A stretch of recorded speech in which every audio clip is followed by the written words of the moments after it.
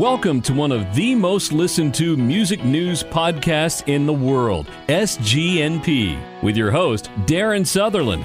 Join us as we talk with industry leaders, artists, and entertainers about their faith, family, and careers. This is information you will not find anywhere else on radio, web, or in a magazine, but only firsthand on SGNP.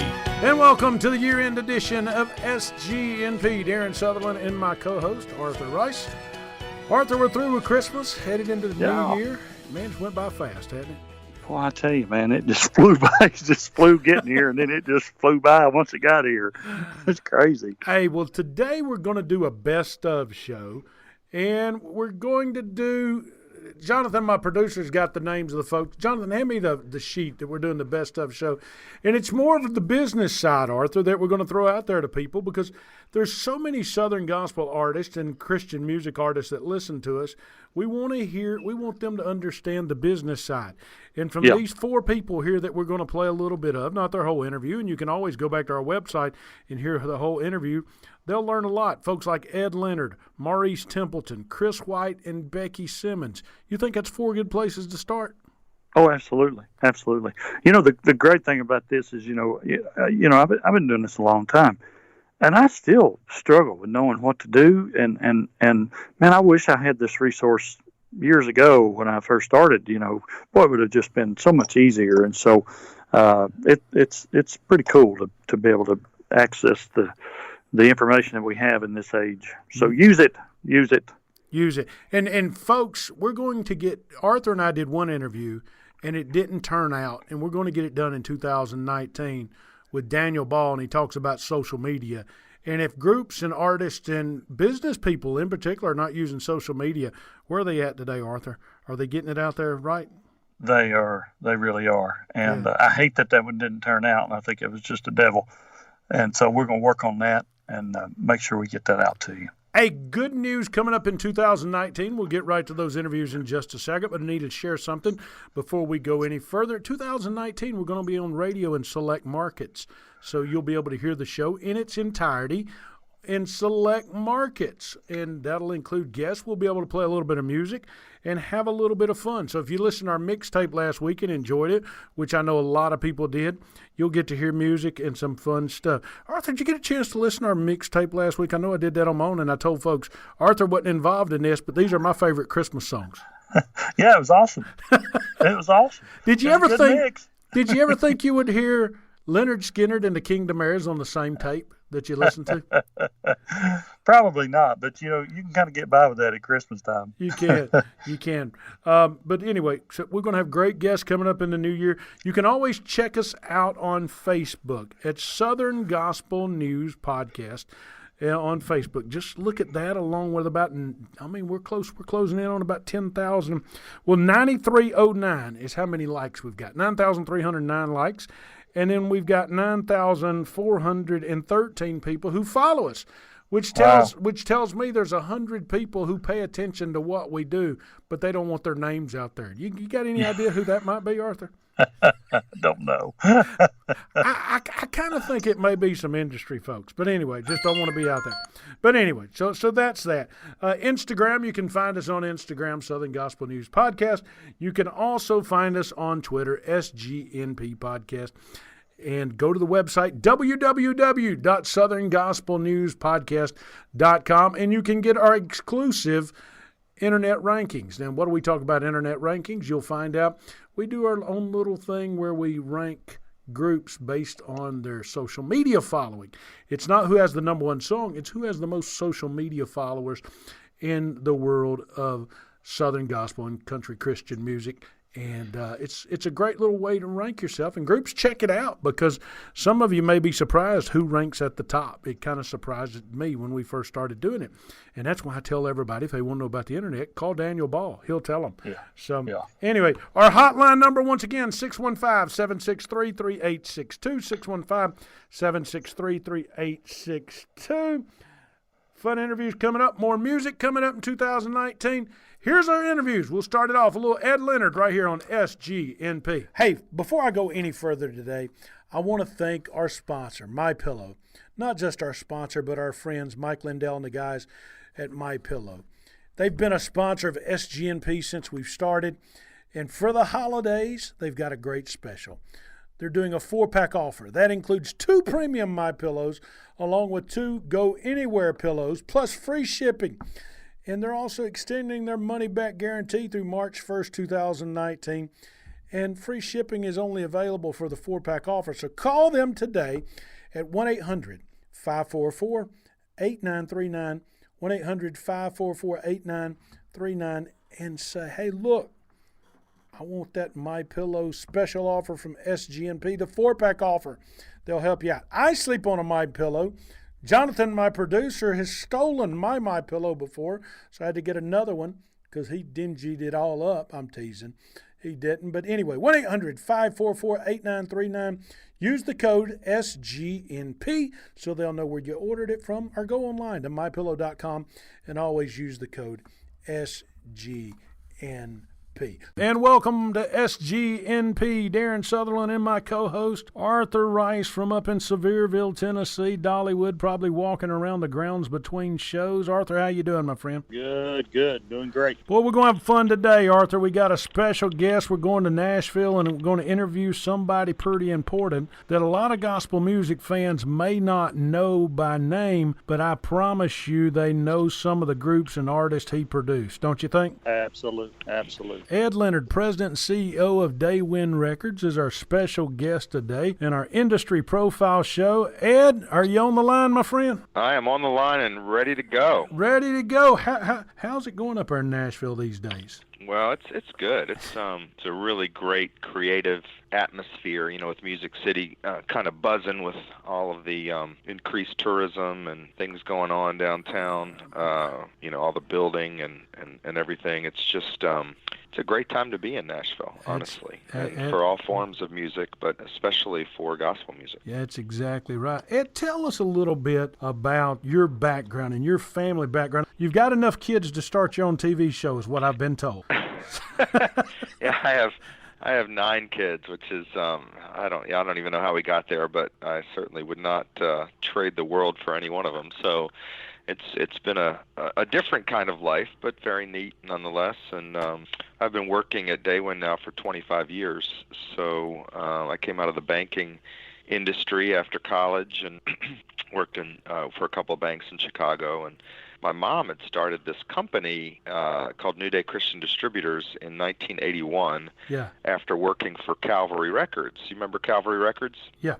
They had the Hensons and the Telestials and a variety of other great groups, the Freemans. And so she really got to loving Southern Gospel, working for them and selling that music to Christian bookstores. Right. And then she went to work for Windchime, which had the Payne family and Heaven Bound, with their big song Canaan Land is Just in Sight, and several other artists as well, and did the same thing for them. She called retail stores and also radio. Yeah.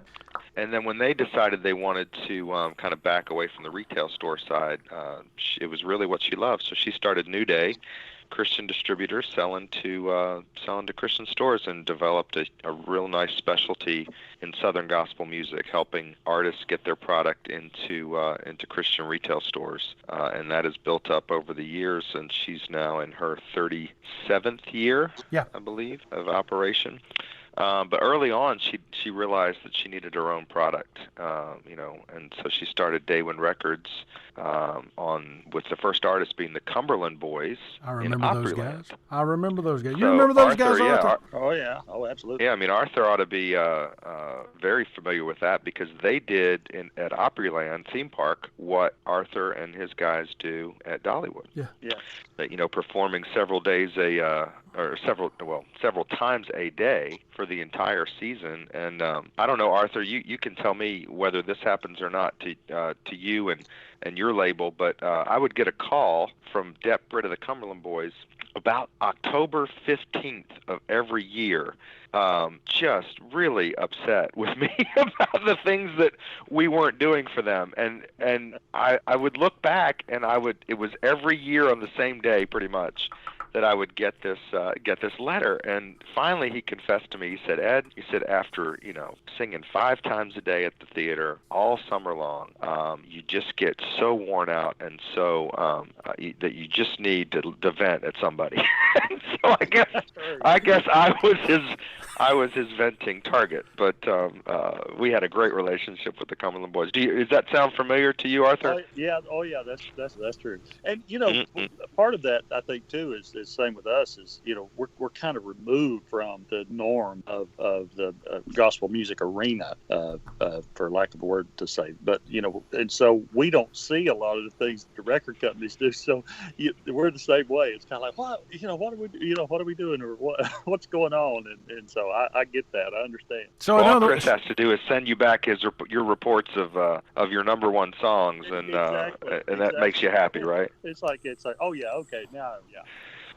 So anyway, I would get those calls. But so she started Daywind Records. Cumberland Boys were the first artist, and then we started working with a group called the New Hinsons and the Steels, and had some really good success picking up artists that were operating independently at the time, and bringing label services around them. And it's really, we've been so blessed to work with just some of the greatest artists out there over the last 25 years, and our publishing company too has been amazing, the growth that it's achieved. Ed, what made you see that the banking business, I don't want to say wasn't for you, because you were successful in it in Chicago, but that you needed to come home and help your mother with Daywind and New Day? And what made you make that transformation?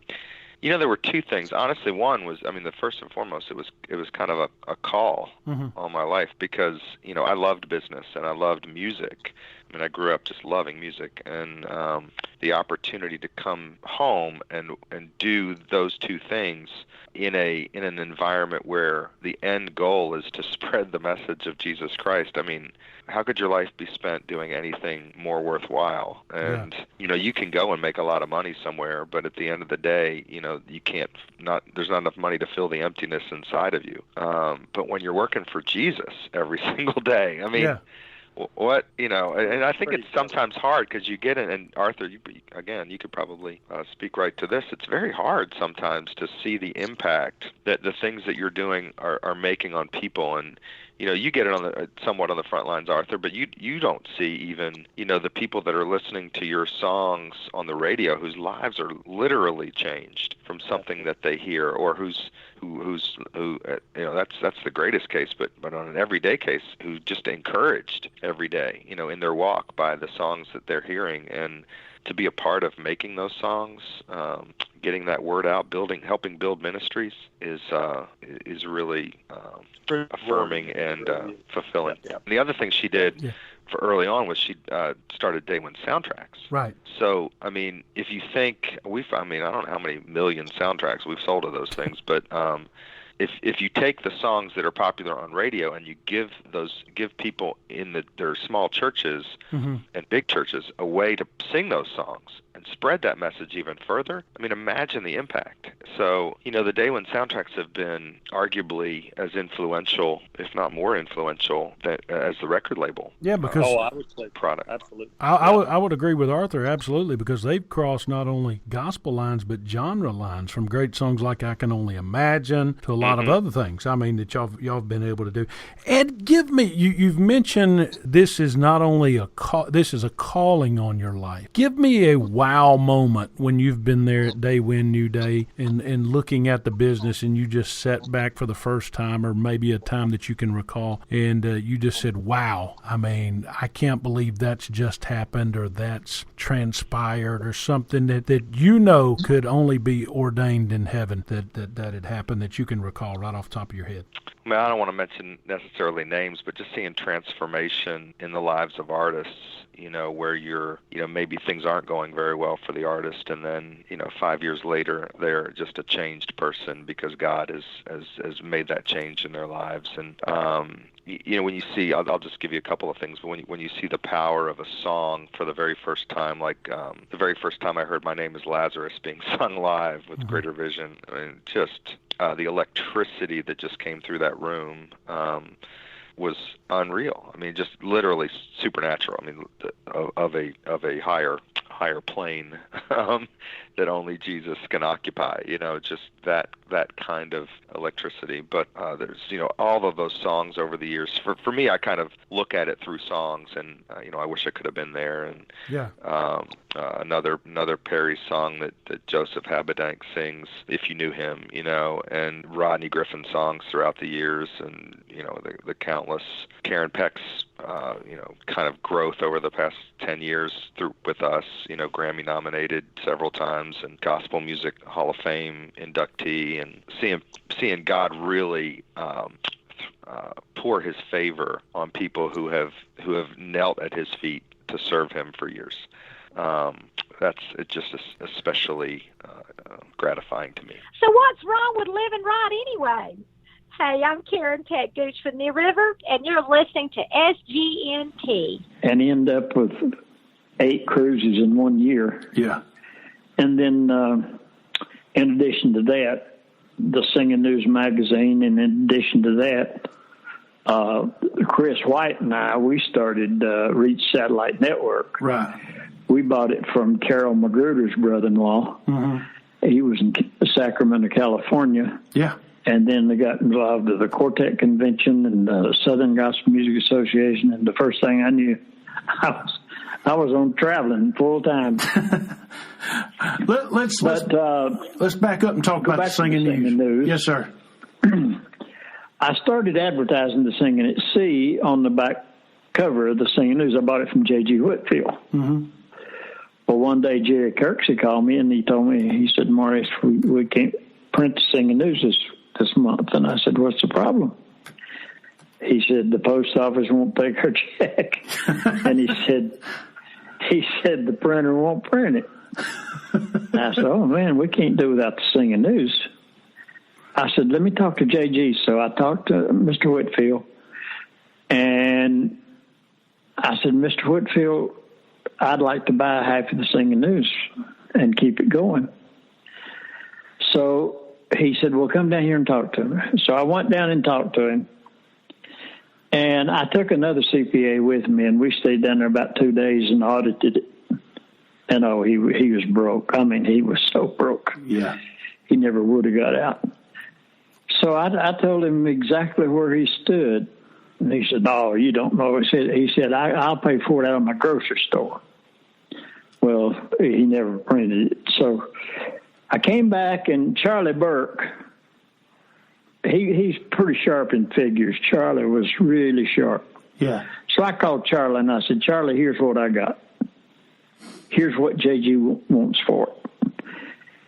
Charlie said, forget all those numbers. He said, the name's worth that much. Yeah. He said, if you'll take it and sell it right, he said, you can have 150, 200,000 subscribers.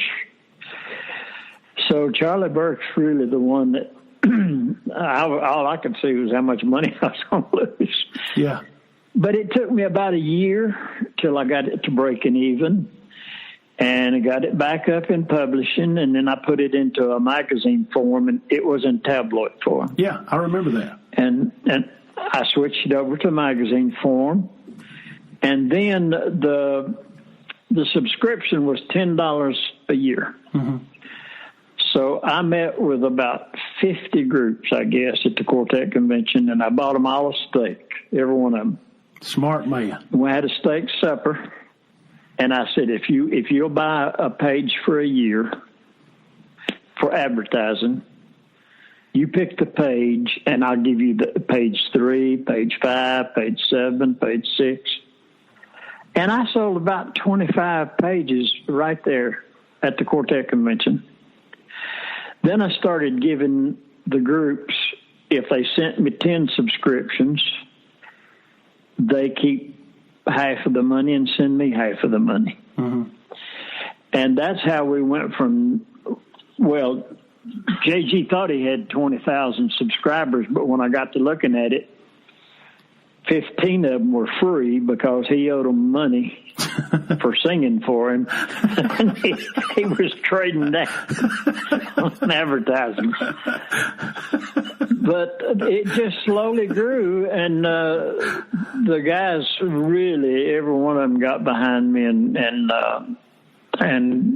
made sure that the magazine was successful, because that's the only place people could find out where they were singing. Yeah. There was no internet. There was no web page. And if they wanted to know where the cathedrals were singing, the only place they could find out was in the Singing News magazine. Right. So that's how I got involved with the Singing News magazine. Then I moved it to JG, and I didn't have it before 5 months till JG. He called me and he said, I want to get out of it. Said I need to put more time in my grocery store, so I bought the rest of it. No doubt. No doubt. What was the industry's reaction to you buying it to JG at that time? JG was a promoter, and he knew a lot of the old time guys and knew them well. And all of a sudden, here comes a wheeling dealing business travel man from Boone, North Carolina, taking it over. Now I'll be honest with you, I was good friends with the late Hovey Lister before he died, and folks like that, and they like things a certain way. What was folks like that's reaction to somebody coming in that they did not know? Because they kind of like, as you well know, they like to keep things in the family. Oh yeah, I'm sure they were probably sad and glad. But when I had that steak dinner over at the Quartet Convention, and I got to meet all the guys and let them know that I was in for it for the industry, for the long run, not for the next concert. Yeah. And then another thing happened. He used to have that big singing in Plant City, Florida. I don't know whether you remember that or not. Yeah. JG had a big singing in Plant City, Florida. Mm-hmm. Well, it was about 3 weeks before the singing, and all the groups said they hadn't been paid from here before, so they weren't going. So JG called me. I called every one of the groups and told them if they would come, I would bring the check. I would pay them, and then JG could pay me later. Yeah. And that made me a few friends. Yeah. And then if there was a group within 50 miles or 100 miles, I usually go see them, whether it was a church or a concert. And I got to know mostly on a first name kind of personal basis. Right. Contemporary sprung up in the late 70s, early 80s, okay? And as you well know, there's more fights in churches over music than anything else. I mean, we can exactly. We can get through what alliteration of the Bible we want to use, but we can't get through what alliteration of music. What did you use? Oh, till this day. Yeah, till this day. You're exactly right.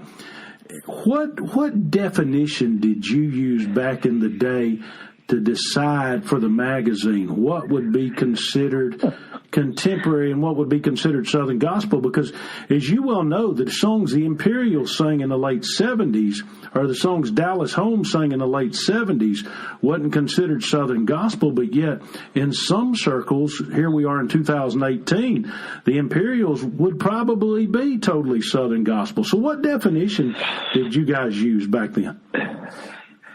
Well, as you look back, the transition, look at the Beatles music. Yeah. It's not hardly even rock and roll now. You're right. That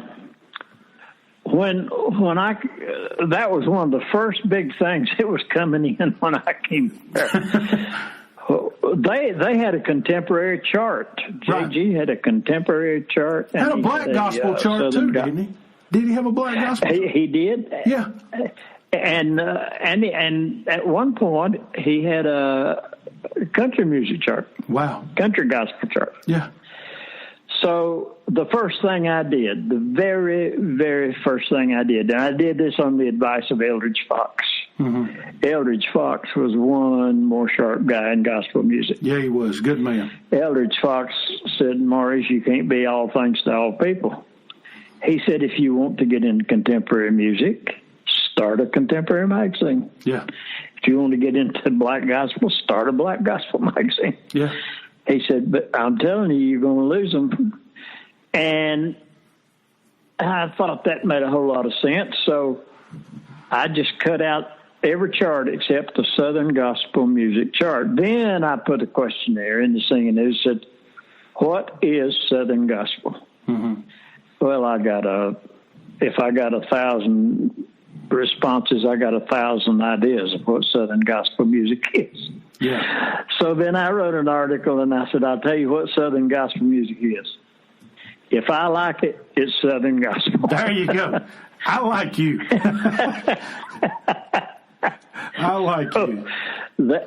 That's really, there is no definition for Southern Gospel. It's well, because, I mean, even to this day, it's as different as the day is long. I mean, you can have the primitive, who some people view as Southern Gospel, some people view as Appalachian Gospel, or you can have the Booth Brothers, who some people, you follow what I'm saying? And they're as different as night and day, but yes, yet they both lift the Lord up. And that's why I always say to people, it's all about the gospel. You follow me? It's about the words to the songs. Yep. It's about the words to the songs. And the words to the songs, and if you can understand the words, yep. That's one thing about the Kingsmen, mm-hmm. Gold City, and especially Glen Payne with the cathedrals. Right. If you couldn't understand every word they'd say, mm-hmm. he would make them boys say that word. Wow. And you could tell every word they were saying. And you get into some of the other genres of music, and you really, it's kind of a bunch of noise. Well, let me ask you this question here. And this is probably one of the biggest sellers of the magazine, and probably one of your biggest headaches when you were the publisher of the magazine was the charts, okay? How did y'all decide about the charts, and what's the history of the charts, and how did the charts metamorphose and that sort of thing? Because there's pros and cons about the charts, and you know the good and the bad and the ugly, but there's more good than anything else. Tell us about the charts and a little bit about that background and how all that came to be.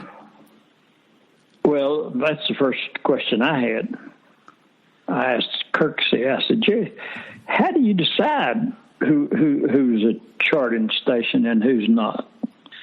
He said, if they play Southern Gospel music and it won't be a charting station. I said, well, how much Southern Gospel music? 2 hours a week or 2 hours a day, or how much? So I came up with a criteria. I don't remember exactly what it was. It was something like they had to play 20 hours of Southern Gospel music a week. They couldn't play 1 hour contemporary and 1 hour Southern Gospel and 1 hour contemporary. They couldn't mix it. Mm-hmm. So I found, it took me a long time, but I found through the radio promoters, people that they felt did represent Southern Gospel music. Mm-hmm. So then I went to the Country Music Magazine in Nashville to see how they've selected their charts. And they would send out to a radio station, to your station, for example. Right. And they would say, give me the top 10 songs that you played last month. Mm-hmm. And some people kept records, some didn't. So you never know whether it's exactly right or not. Right. But if you have the larger the number, the more accurate it should be. Right. So we would give the number one song 10 points, the number 2 song 9 points, the number 3 song 8 points. Well, if you've got 50 stations sending in 10 songs, you could have 500 songs, you know. Mm-hmm. So that's how we came up with the system, and I guess they're still using it. I don't know. Yeah. What made you get out? What made you get out of the singing news business? What made Mr. Templeton say, okay, I'm done? Computers. Computer. Yeah, it's a change. I was on. Yeah. I was on a plane one time. I was coming back from a cruise in Miami. Mm-hmm. And this happened about the same time as 9/11. Mm-hmm. But it didn't have anything to do with it. I was coming back from Miami, mm-hmm. and I was reading the Wall Street Journal, and it told how that the computers was going to bankrupt the New York Times. Mm-hmm. And the New York Times had spent millions of dollars trying to establish web pages, but they couldn't figure out how to get paid for their web pages. Right. And, of course, I didn't know anything about computers, didn't know anything about web pages, didn't know anything about what they was talking about, except I could see, if a New York Times in New York can't figure this thing out, how in the world is a mountaineer from Boone, North Carolina going to figure it out? There you go. Well, Jerry Kirksey had a son. He had two sons, Brett and Kenneth. Yeah. Kenneth made straight A's in computer science at Auburn. Right. And at our next meeting, I got Kenneth, and Brett was good in computers too. And then my son, he worked in computers. Mm-hmm. And I had all three of them at our meeting. And by that time, I had sold some stock to Gerald Wolfe and Kenny Bishop and right. Several other people. And we had a meeting, and I said, fellas, tell me, here's an article I read in the Wall Street Journal. Can a magazine survive in the computer business? Brett Kirksey, Jerry's youngest son, said, no, sir, Mr. Templeton, not unless you spend a lot of money. And I said, okay, suppose I spend a lot of money. How will I get my money back? He said, well, you could make people subscribe to it, but they wouldn't do it but 1 year. And when you got a magazine and there is no computer, right. If you send out 10,000 subscriptions this month, before you send them out, you're not going to get half of them back. So you got to sell 500. You got to sell 5,000 new subscriptions before you make up for the old ones. And I sold the new subscriptions through the groups. They would sell the subscriptions for me. Right. But anyway, Brett. And I remember that. Every group you ever heard, Mr. Templeton, after they'd get through with their singing, they'd stand up and they'd say, hey, come to our back table, $20, and we'll give you a subscription to Singing News. And you had those nice little the stands for the magazines, very professional, looking at everybody's table. I remember exactly what you're talking about. Yeah, and see, they didn't have any money invested in that. Right. And they could make as much off of that as they could a CD. Yeah. Because I let them keep $10 of it. Yeah. And I had them coming in. I mean, Tim Riley's wife, Barbara. Yeah. She would send me $200-300 a week. I think he's making more off of me than he was. You were just shouting off that midnight cry, wasn't you? Every Monday. Oh yeah, sell them things. There you go. But anyway, when Brett Kirksey told me the Singing News might last 2 or 3 more months, it hadn't been but just a little bit before that. Jim Cumby, he worked for Salem Communication. Mm-hmm. He wanted the Singing News so bad he couldn't stand it. Yeah. And I was on my bush hog sitting out there one day, and I said, if Brett Kirksey's right, the Singing News can't survive. Yeah. Because I'm not smart enough to do all this stuff. Yeah. So I called Jim Cumby. Yeah. And I said, Jim, is Salem still interested in the Singing News magazine? He said, we sure are, but said, you backed out on me one time. He said, the only way I will be interested in it is if you'll come to Nashville tomorrow and sign a contract that says, if I pay you what you want for the Singing News, you won't back out. And the next thing I knew, I was in Nashville signing the contract. And that's actually how I got out of the singing news, because I thought, and they're doing a good job, and I'm real proud of them. To tell you the truth, I really don't see how they're hard to make it. Yeah, because you needed a couple 100,000 subscribers, number one, and number two, the number one seller of the singing news was the itinerary. Yeah. This is Darren, and if you're enjoying the 2018 Best Of show today with Ed Leonard, Maurice Templeton, coming up Chris White and Beckie Simmons, you can always go to our website, www.southerngospelnewspodcast, all one word, southerngospelnewspodcast.com, and hear the interviews in their entirety. You'll hear folks like Jason Crabb, Russ Taff, Peg McCamey, Michael Booth, on and on and on. We've got some great ones. Karen Peck, Grant Gibson. So many great fun interviews. You'll hear our tribute to the late, great Les Beasley, and these interviews in full and so many more. So join us each week, every Friday on Southern Gospel News Podcast. Thank you for a great 2018. Now back to the show. What's the biggest change? If somebody says the biggest change, there's been a ton of change. What's the biggest change you've seen in the record? Oh, you're so right. There's so many answers to that question. I'm going to say the biggest change that we've had to adjust to through the years, and certainly right now, is the way that music is delivered to the consumer. There are a lot of things that stay consistent, the suit and the tie or whatever. The biggest change to me that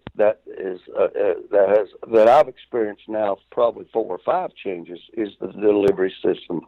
Because I go back to the days of vinyl and 8-tracks. Right. And now the hottest, biggest, newest thing, obviously, is the streaming world. Mm-hmm. So I even asked that question last week to folks, what's next after streaming? And we all kind of concluded that maybe this is it.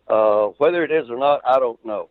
We thought CDs might be the final delivery system. Obviously, that's not working out to be the truth. And streaming may or may not be, but for the moment, that is the fastest growing delivery system that we have. So I would say that's a big change. Yeah, we see the change in it. But folks, it's funny to me that our crowd, let's just be honest, the majority of our crowd, and we've had more than one person say this, if you look at the demo of Southern Gospel Music, it's folks 50 and above, okay? Now, we have some great young folks coming along. A lot of young folks love the music. A lot of middle-aged folks love the music. But if you go to concerts, let's just face it, the majority of the folks are older. They love the CDs. How is Crossroads and Sonlite, how are you seeing those folks adapt to the streaming portals? We've got no problem. I mean, we're in a new portal right here in a podcast. I mean, if somebody would have told you 10 years ago you'd be doing an interview on a podcast that would be heard on an Alexa machine sitting in somebody's house, you would have said, what is that? We have no idea what that is. And they're talking about putting these Alexas in every new car next year. So when Chris White drives down the road in his new truck, he can say, Alexa, play Southern Gospel News Podcast, and it'll play it. How are you guys in the record side of the business seeing the over 50 crowd adapt to the stuff? Are they still wanting the CDs and the numbers? And just what's y'all's thoughts on that? Well, let me kind of put it this way. Okay. We as a company we've always tried to have a motto of let's create the curve instead of being behind the curve. Great. And that's what we've tried to do, because if you go back a few years, we were the first company to ever create our own digital download store. And people told us we were crazy at the time to try to do that. I heard many people in the business said, you just put yourself out of business when you launch that store, because you can't go from a $15 retail piece to a 99-cent piece. And I said, well, you may be right, but if we don't make this change now, we will be out of business, because the digital world is going to take us by storm. Well, what happened, Darren? Yeah. The digital world took us by storm. Mm-hmm. And we were sitting there ready and waiting for it long before anyone else thought about it. That's the mentality we try to work with and have for years. We're having the same mentality on the streaming. I'm going to guarantee, and I'll guarantee your audience, that if you ask me this question 5 years, well, you won't ask me this question 5 years from now, because you're going to see our demographic change with this time and change with this delivery system to the point that we are sort of like everybody else. Do we have a demographic that's going to hang onto the CD longer? Absolutely. And good for us that we do. Yeah. But there's other genres of demographics that are doing the same thing. Country music is still strong in CDs. Yeah. Or decline? Yes. Everyone's seeing decline in physical and digital download sales. That's no secret. But music in general was up over 9% last year. In 2017, music sales were up for the first time in forever. And what drove that, or music income streams, and what drove that in part was the new streaming delivery system. I think that as our demographic gets accustomed to it, they will partake like everybody else. Because I certainly remember the day when people screamed bloody murder that we were going to CDs and leaving the great standard set. You remember that? Yep, I remember it, no doubt. And all we're doing is reliving that same era right now. If people are going to kick and scream against streaming, they're wasting their energy because it's not going to be stopped. You know, when we talk about change as an industry, changes delivery, changes the brand, change how you get yourself out there. I look at one of the new groups you guys work with that basically, if we were talking about traditional gospel music and fitting in that mold of an NQC type crowd, or or something like that, maybe they're not there yet, but they're reaching outside the box through social media and promoting themselves in such a way that it showed up in our rankings. On our website, we do a gospel music social media ranking where we take their Facebook followings, their downloads on their page, their Twitter page, their Instagram. And the group I'm talking about is the Jordan Family Band, okay, who recently had Billboard's #1 gospel music album, okay? Now, chances are, if you're a Cathedrals fan, if you're a Palmetto State fan, Hoppers, you may have never heard of the Jordan Family Band, Chris, because they're not in the typical mainstream of what, the Gold Cities, the Kingsmen, that sort of thing. But they're selling a ton of product.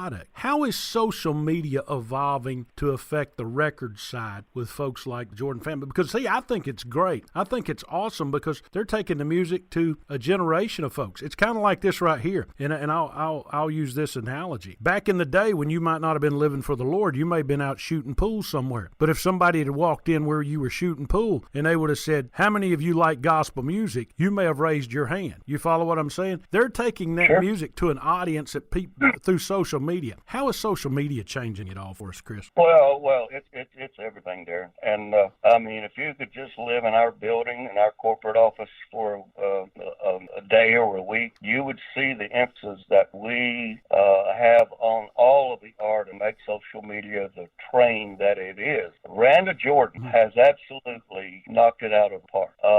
She has found a way to communicate people through social media like very few artists ever accomplish. And you're right, it has paid off for him. And our daily, not weekly, but daily conversation with these artists is social media is social media. You've got to learn how to use it. And that's the other part, Darren, is learning how to use it, because it can be used very incorrectly. Yeah. So if you're not using it correctly, you're spinning your wheels. So a lot of what we try to teach is how to do that correctly. Now, we have younger guys in the business. I'm not one of them. Yeah. I'm way on down the road. That's why we have so many young people in our company that live and breathe this day in and day out, because they have to. We have to, as a company, be on the cutting edge of how to use these new tools that are making a tremendous difference in our business and in the awareness and discovery of new artists. And I'll give you another example of you haven't asked the question, but I'll give you this example because it kind of does tie in. Yeah. When you see artists that are successful with social media, you will see all phases of their artistry increase. Yeah. Sales increase, awareness increase, discovery increases. Everything increased because they're taking a tool and they're correctly using it to affect the marketplace. And those artists that don't do that are going to absolutely be left behind. You know, I'm amazed at some of the artists that you would think aren't social media active like you think they should be, but they'll blow your mind. Like I'll give one of your artists some great credit. Eli Fortner, and you know Eli doesn't he's not a young man of a lot of words. Okay, but we interviewed him a while back and was at a concert with him, and he was so inquisitive over the social media and the tools and the cameras and the mics and everything that we were using and how we were getting things out. And it's folks like that that's going to help their groups and their brands get to the next level and move on. But you're right about that. And thank goodness for Eli doing that, because he understands. Yeah. Now, Peg, and I love her to death, have for years. Yeah. You know, they've been with us forever. Peg's like me. Yeah. She's way on down the road. Yeah. Peg and Ruth are down the road. Eli, he's aware Yeah. of what the new world's like, and he is going to focus on that more than Peg and Reuben, and that's a good thing for the McCain.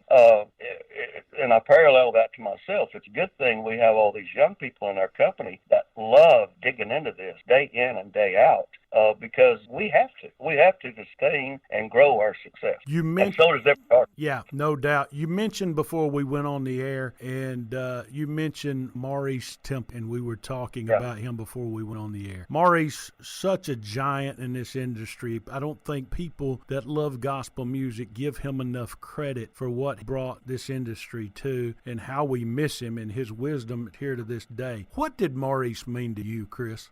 Oh, man, you don't have enough time for that, Darren. Maurice, definitely, he's been my second father. We still talk every month.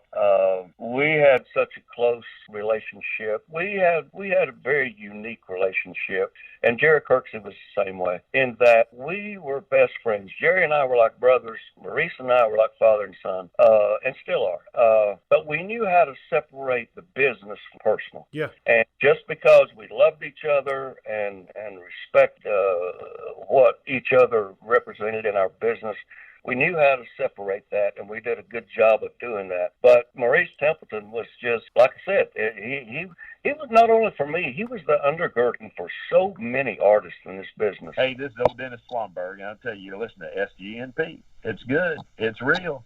Enjoy. Beckie, where do we go?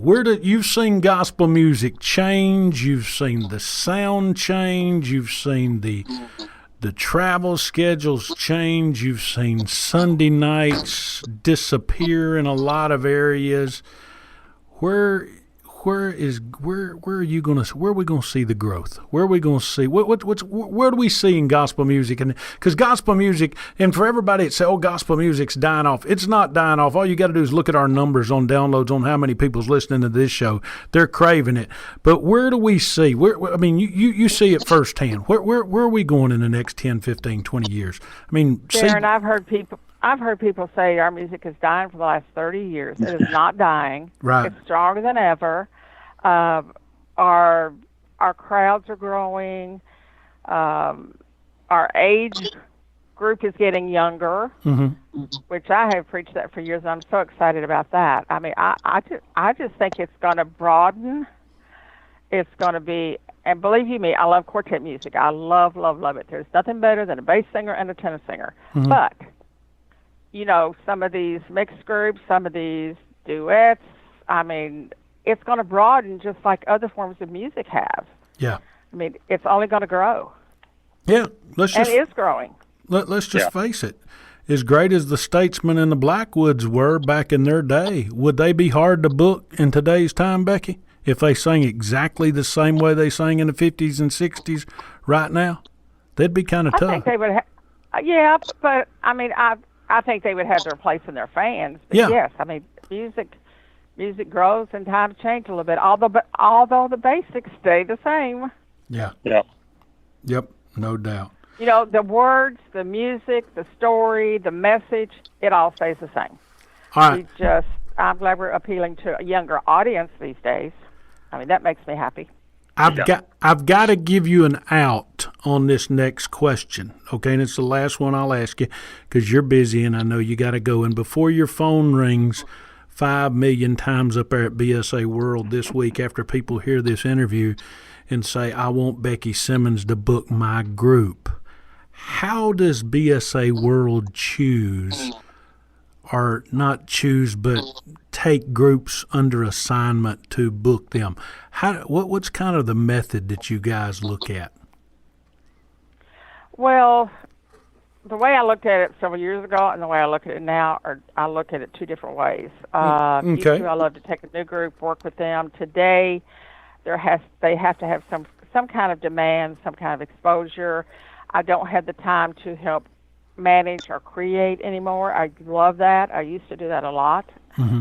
So now there has to be some kind of demand. There has to be some hit songs. There has to be something there. Although I say that, but on the other hand, I'm always going to have one or two struggling artists that I'm going to help. Yep. I think, that's God's word. That's what we're supposed to do, is help people. So I'm always going to be helping somebody. Toccoa Falls College in Toccoa Falls, Georgia. Since 1907, TFC, glorifying God through seeking and developing leaders who will impact the world for Jesus Christ. For more information on TFC, call 706-886-7299 or visit them online at tfc.edu. That's tfc.edu. And welcome back to SGNP. Some great information there from Ed Leonard, Maurice Templeton, Chris White, and Beckie Simmons. You know Chris probably as well as you know any of those four folks, don't you, Arthur? Yeah.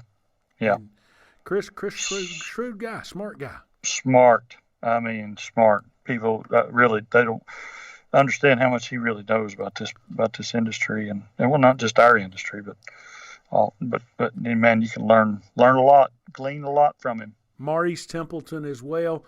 A lot of folks have said this. A lot of folks have said that Bill Gaither saved gospel music. Quite frankly, I think Maurice Templeton had as much to do with saving gospel music, and nobody knows who he is except if you're an industry person. And Maurice Templeton put us at new heights. Wouldn't you agree? Yeah. Oh, absolutely. Absolutely. And then Beckie's probably had an impact as much as anybody, along with Ed Harper and others, Ed and Jeff Harper and Harper Agency, of putting gospel music groups and artists out there in the general public. And she keeps them going, 365 days a year, 80 dates a year booked. And how many untold millions has she shown the world gospel music? So, tons of tons. Hard to calculate. Well, man, I'm glad that we don't have to calculate it. The Lord does. So. That's it. Starting next week, man, we're going to have to hit, the thing with the podcast has been, we can just get on here and talk and have a good time. But starting next week, we got to hit a time. Man, it's going to be like us being on stage up there at the Kingdom Airs, Wow. We're going to hit a certain time, hit a break. Who knows? We'll be on radio all over the place. So be fun. We'll announce that next week. Make sure you take care of our sponsors, MyPillow and the others. Arthur, what do you always like to say at the end of the show? Hey, what's wrong with living right anyways? Not one thing. We'll see you in 2019 on Happy New Year. SGNP. Happy New Year. SGNP is excited you chose to listen today. If you'd kindly leave a remark and rating in the podcast remarks section, we surely would appreciate it. Please share with a friend or family member. Look for us on Facebook, Twitter, and our new website, southerngospelnewspodcast.com. To advertise your products, services, concert event, or new project on SGNP and reach a 100% guaranteed number of people in your area, call Tim Newton at 770-874-3200 or email him today, tnewton@bgadgroup.com. Let us geo-target our ads for you, something radio nor magazine can do. Hey, this is Darien Southerland. Before I close, I want to thank our affiliates out there. WLJA in North Georgia, KWFC in Springdale, Arkansas.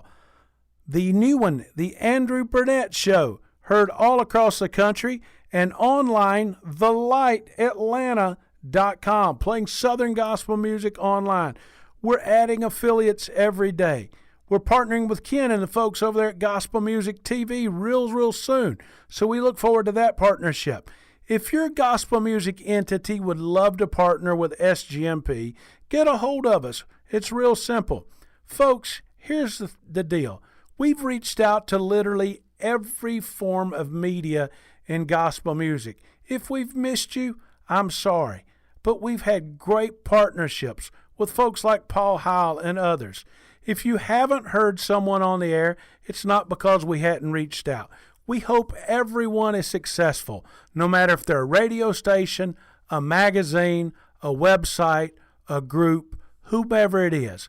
God bless you, and let's make gospel music better than it was today, tomorrow. Easy enough? The following ad contains shocking material. Listener discretion is advised. Is someone in your family playing a dangerous game of Russian roulette? Over 43,000 people die a year from drug overdose. 120 people a day. 5 people every hour. 1 person every 12 minutes. 88,000 people die every year from alcohol abuse. Over 240 people a day. 10 an hour. 1 person every 6 minutes. Somebody you know may be next. Learn how to help someone you love get away from the drugs, alcohol, and bad influences. With the FMLA, people can take a leave of absence from their job and still keep it.